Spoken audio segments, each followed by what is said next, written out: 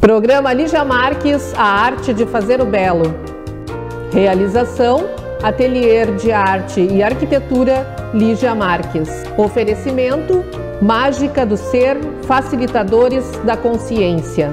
Quiropilates Wellness Center.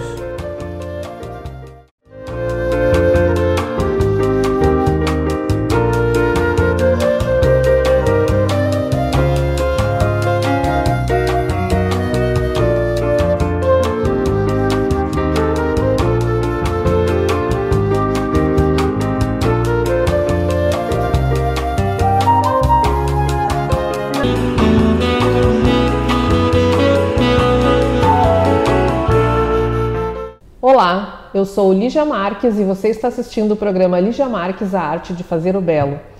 Este programa é exibido na televisão Santa Maria, canal 19 da NET. Todos os sábados às 20 horas você vê um programa inédito, que também pode assistir nas páginas sociais do Facebook, YouTube e Instagram.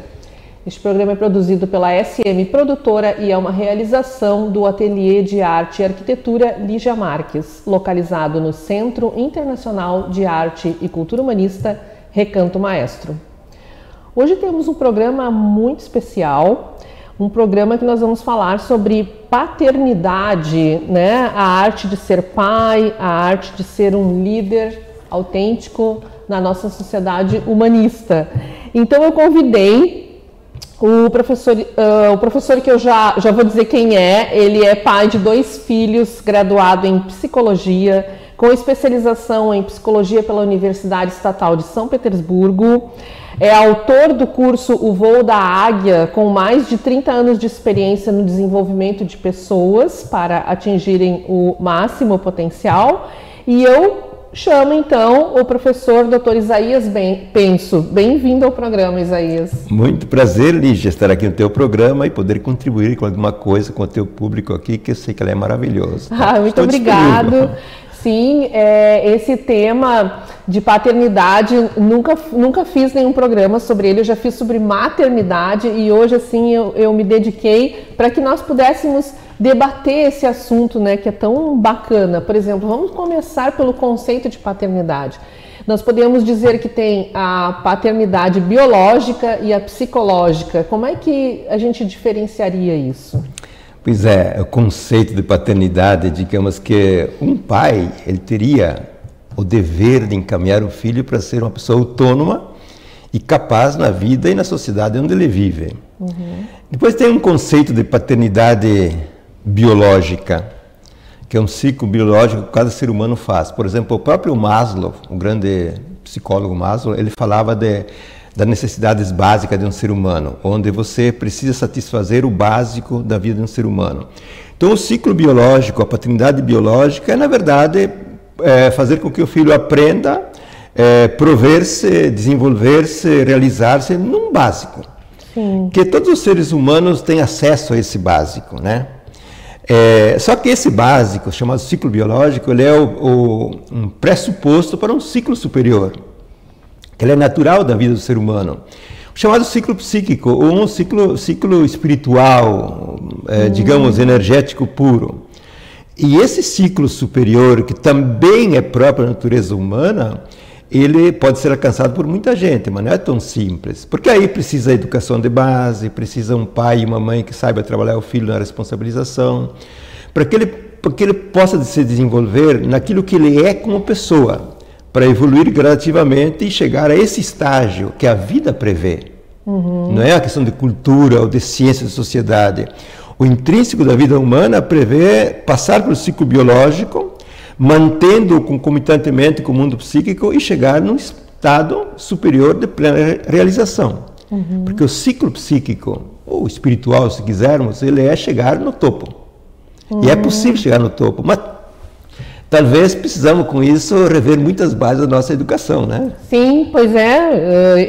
Eu como pessoa entendo que seria bom os dois, né? Tu resolve um e vai avançando, porque nós somos espírito também, né? Eles são concomitantes os dois. Concomitantes. O biológico, ele não cessa. Só que algumas pessoas ficam ali, entendi. Exatamente. Por exemplo, avançando então, como tu falou em educação, né, no âmbito da pedagogia, como é que se poderia preparar o jovem de modo mais funcional numa sociedade que às vezes nos traz uma cultura estruturada, nos traz já uma forma pronta que não tem nada a ver, às vezes, com a gente, de dependência, de assistencialismo, e isso já vem há muito tempo. Como é que a gente poderia fazer uma mudança aí? É preparar um jovem, uma criança, para ser um adulto funcional, por exemplo, né? Isso. Eu acho que essa é uma tarefa importantíssima e que deve ser pensada em profundidade, porque para tornar um ser humano funcional significa que ele opere bem na família, no trabalho, na profissão, na sociedade, em todos os campos. Mas essa funcionalidade necessária e indispensável, ela precisa começar na base. A criança precisa aprender a responsabilizar-se, aprender a iniciativa, aprender a defender-se, aprender a construir-se. E a criança não nasce pronta para isso. Ela tem que ser lapidada para isso. E qual é a função do pai e da mãe? É tornar o filho funcional, capaz, vencedor na sociedade que ele vive. Então a funcionalidade, ela não cai do céu. Porque ser funcional significa que eu devo ser funcional com a comida que eu como, com as relações que eu mantenho, com o próprio pai e a mãe, com a família. Funcionalidade, funciona bem, a harmonia. Então eu vejo que hoje, por exemplo, na nossa educação, que ela é interferida de mil e um ângulos, existe carência de muitas coisas. Existe realmente uma defasagem muito grande de tornar o filho capaz e funcional para a sociedade que hoje está ali. Ele não funciona bem. E temos a prova a 1000 por hora ali. E olhando por esse aspecto, teria que mudar as bibliografias, de base, tantas coisas, né? Porque tem autores e autores. Às vezes autores induzem a algo não funcional ou que tem que ser revisto, né? Sem dúvida, porque talvez muitos autores, cada um traga um pedacinho bom da coisa. Tem quem são mais completos, mas então nós não podemos talvez unilateralizar alguns autores. Sim. Precisa manter um campo mais aberto, porque na verdade o ser humano ele é complexo, ele é um elemento muito profundo. Sim. E não basta aplicar um ângulo da coisa. Então precisa rever autores, rever a base da família, rever a base dos pais, rever muitas coisas. Verdade. Mas estamos trabalhando para isso, né, Lígia? Bacana, claro. Inclusive esse programa, né, tem essa função de trazer uma nova proposta, enfim, novidades, né?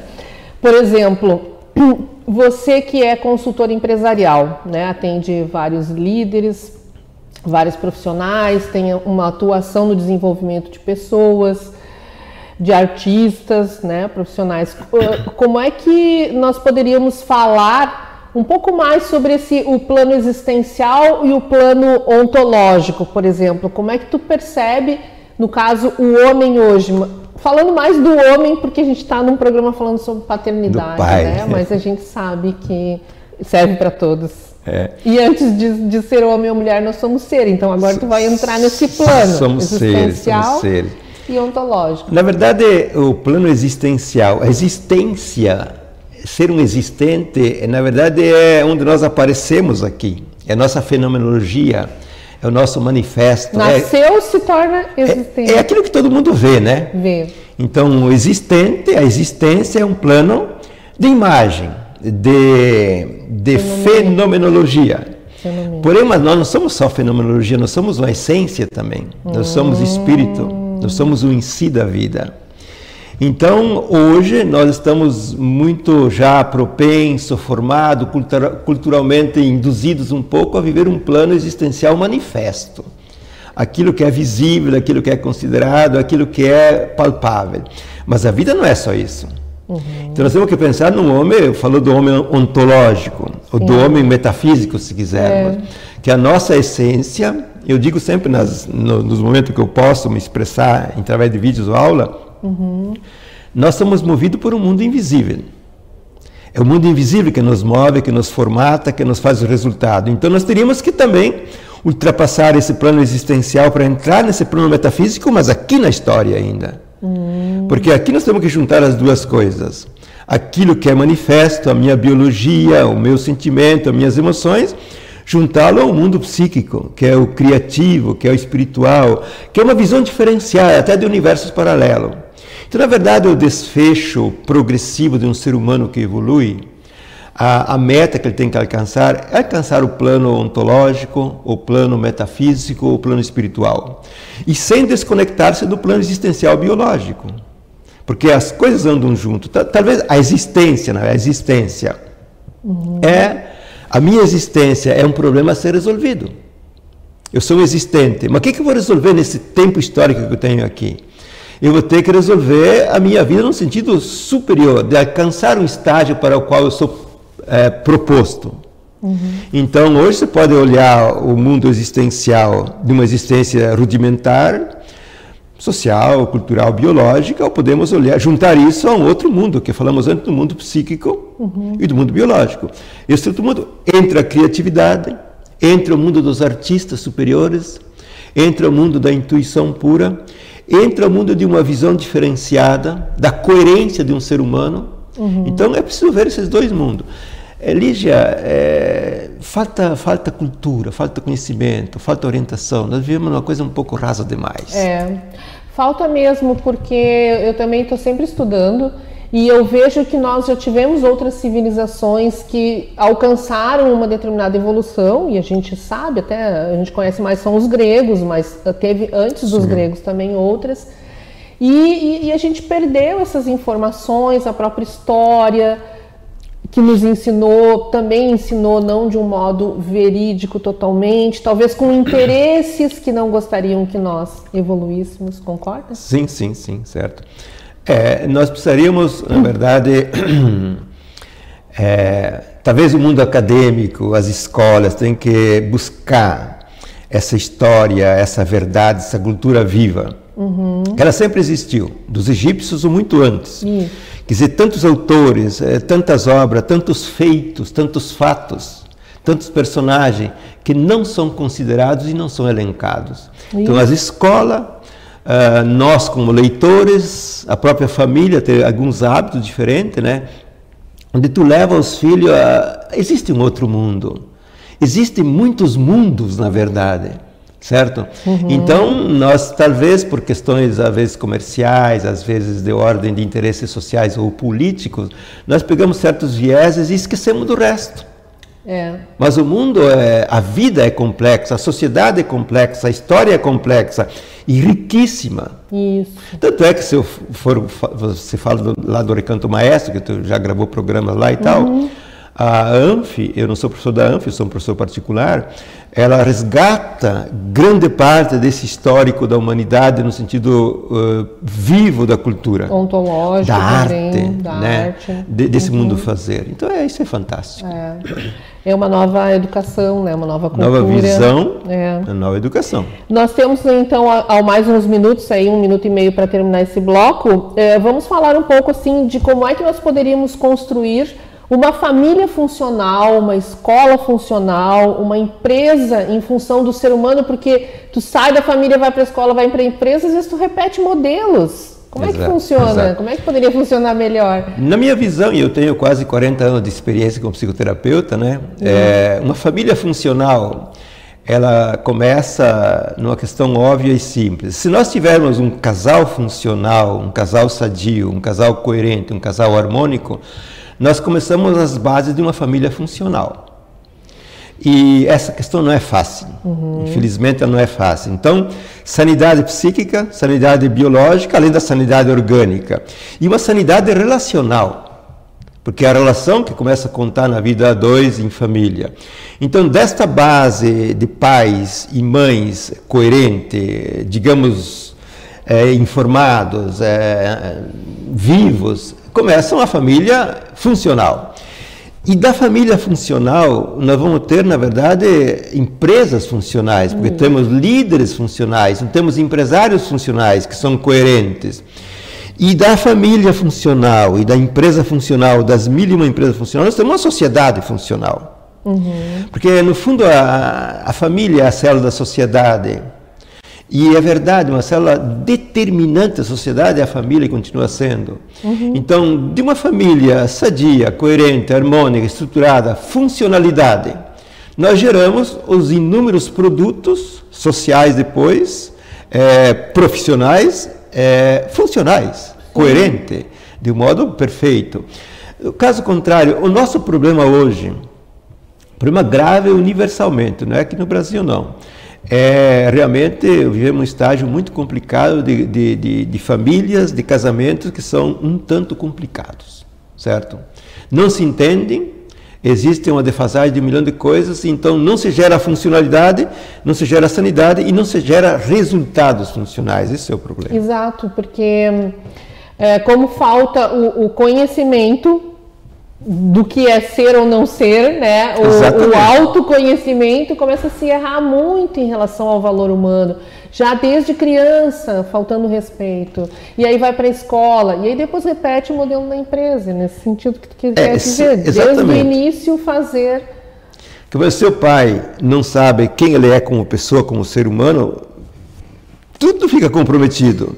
Se a mãe não sabe, e se eles dois colocados juntos tiverem esse desconhecimento, podemos falar de funcionalidade? É difícil. Sim, é difícil porque coloca a dúvida no filho, o filho já começa a se sentir inseguro e depois ele vai levando isso. É uma bola de neve. Uma bola de neve. Nós vamos fazer um breve intervalo e voltamos logo para continuar conversando com o Dr. Isaías. Esperamos vocês. Programa Lígia Marques, a arte de fazer o belo.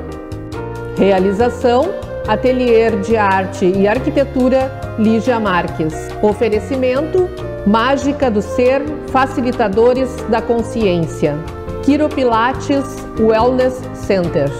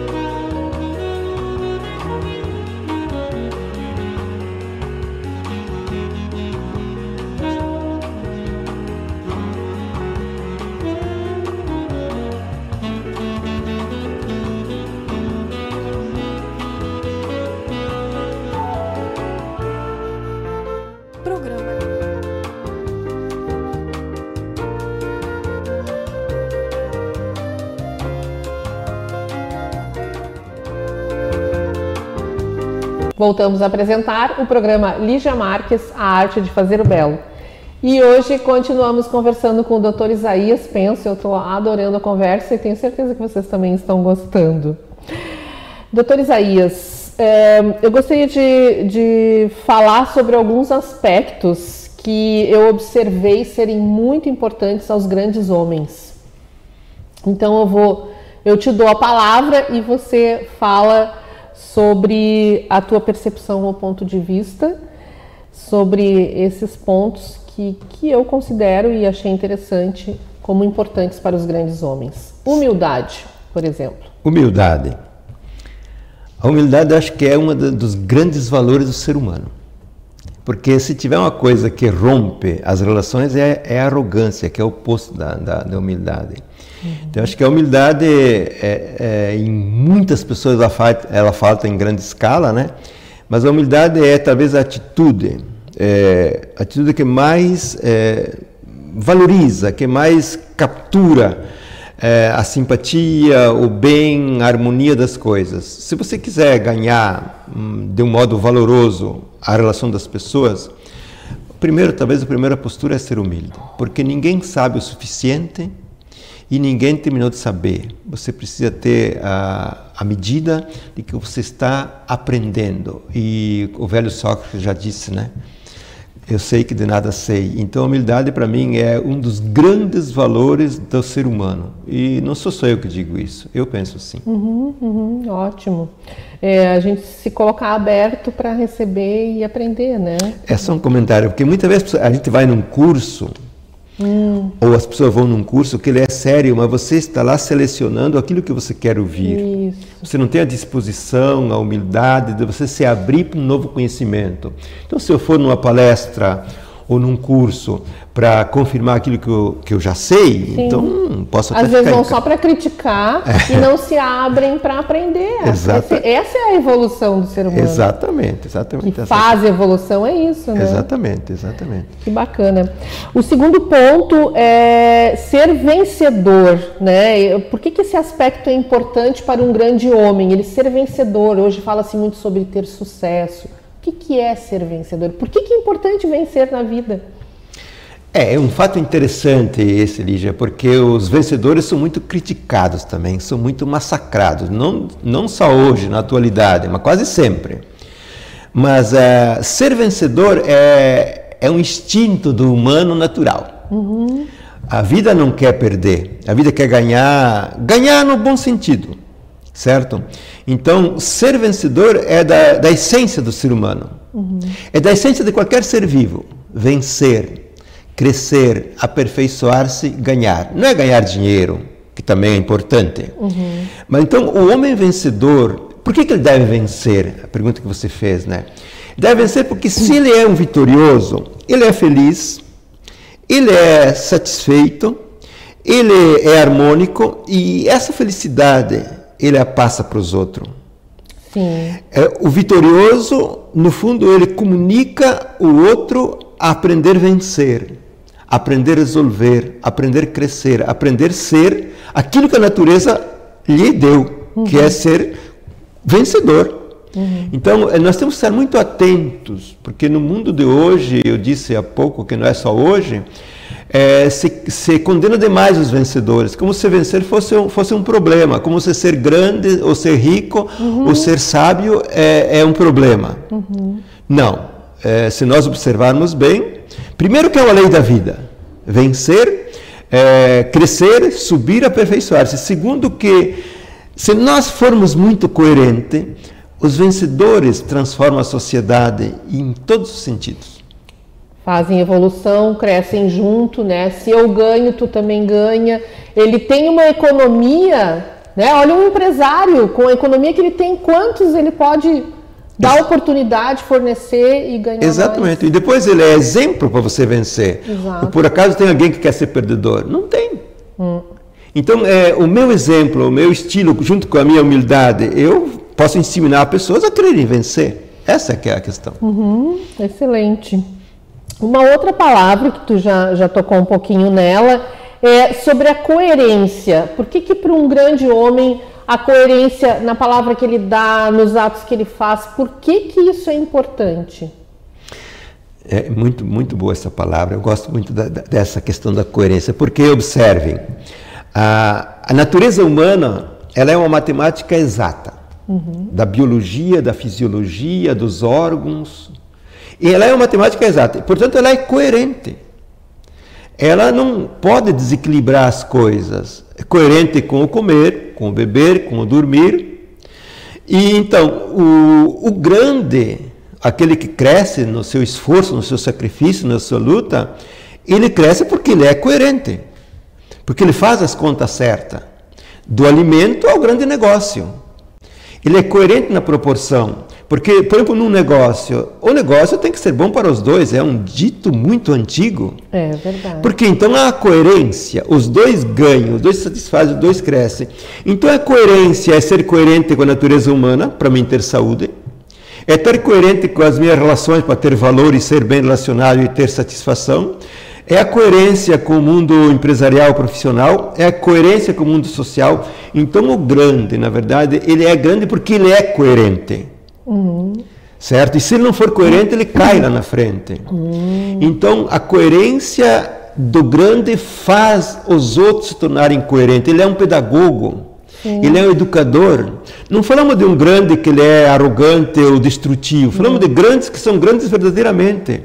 Eles são grandes porque foram coerentes, porque fizeram todas as contas certas, porque fizeram a matemática certa, E agora, o que eles emanam para a sociedade e para o povo? Coerência.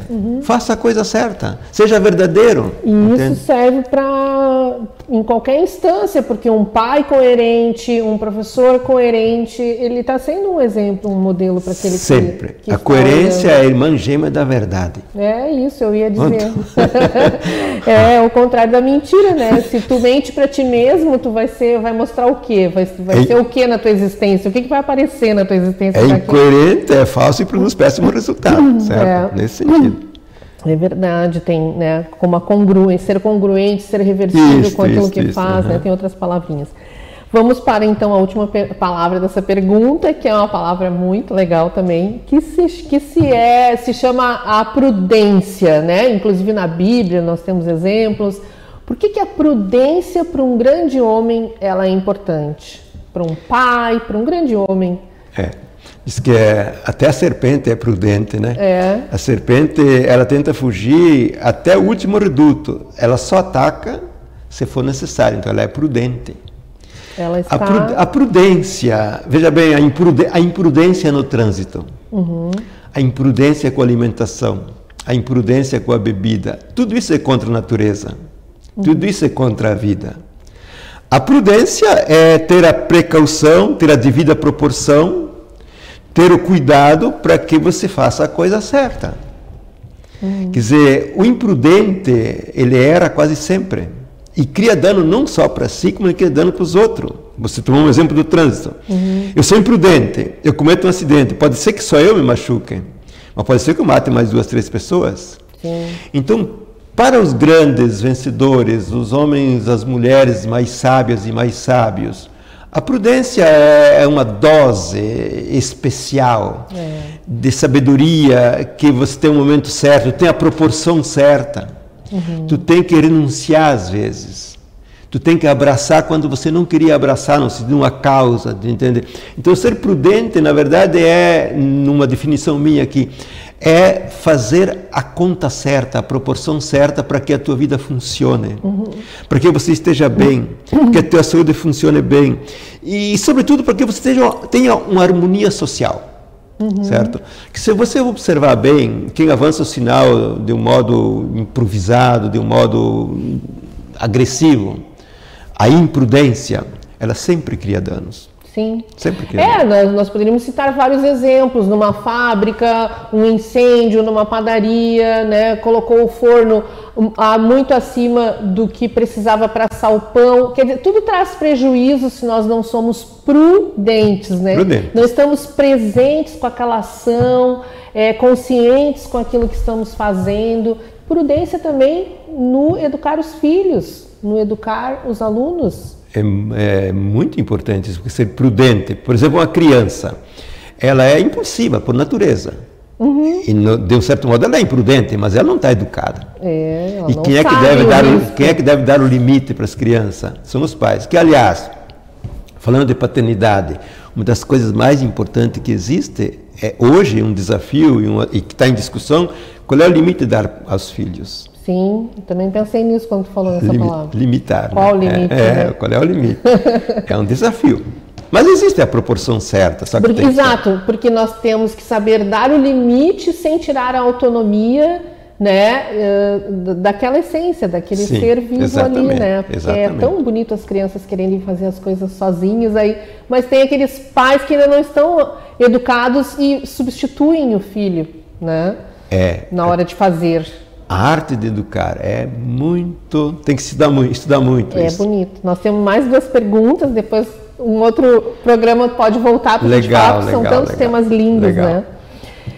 Bom, vamos falar então sobre tu como psicólogo, né? Como pai de 2 filhos, que ministra cursos, que ajuda tantas pessoas a fazerem esse desenvolvimento e encontrarem seu potencial e atingirem esse máximo potencial. Por exemplo, falando de comportamento de um líder, de um empresário, de um profissional, de um artista, por exemplo, né? Aqui estão os meus trabalhos.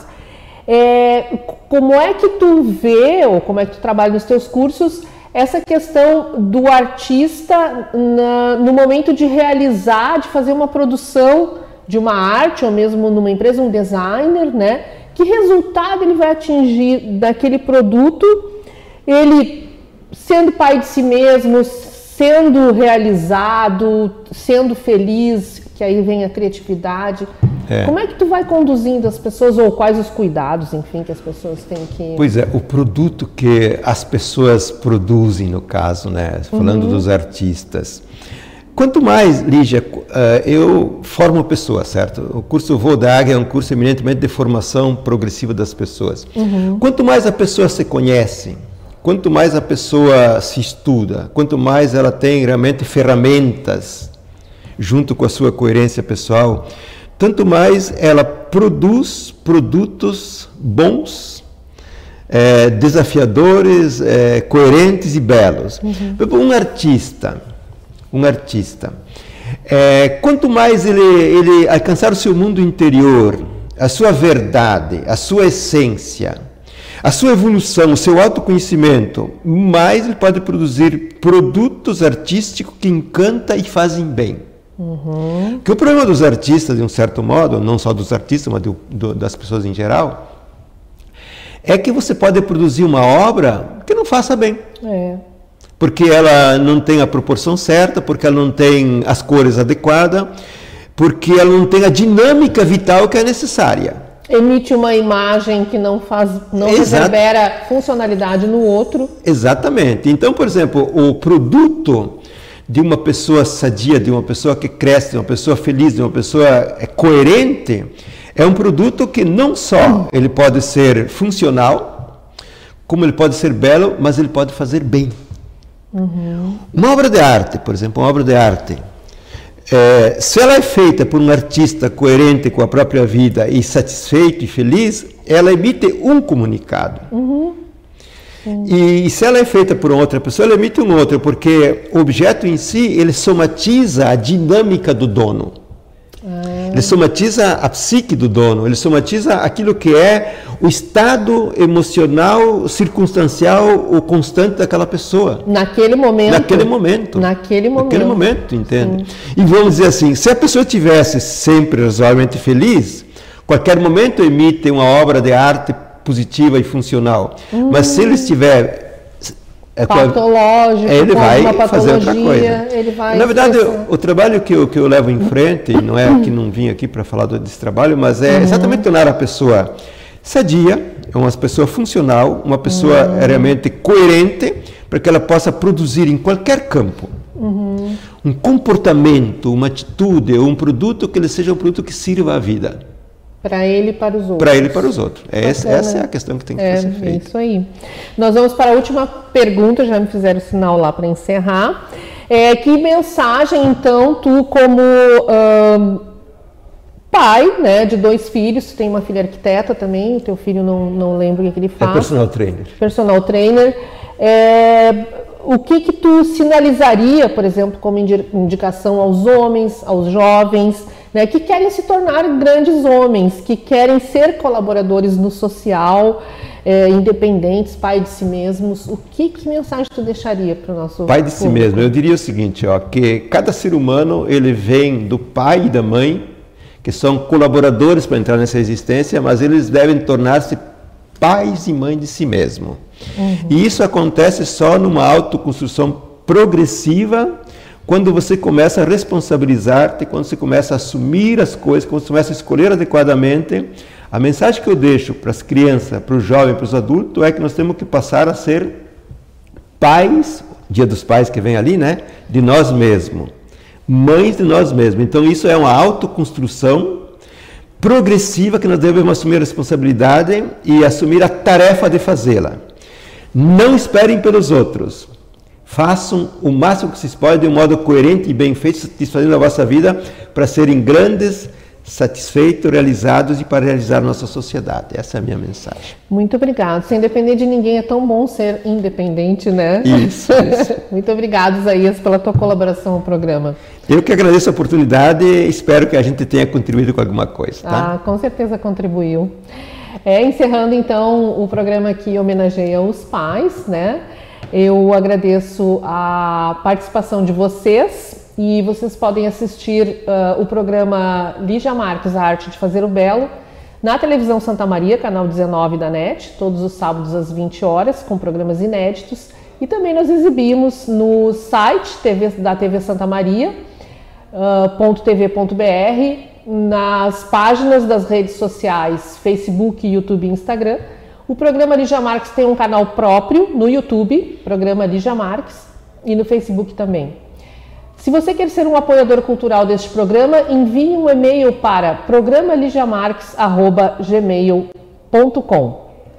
E, quando você puder, dá uma passadinha na minha loja online, ligiamarques.com.br, para conhecer e verificar os produtos que eu faço e que eu tenho lá à venda.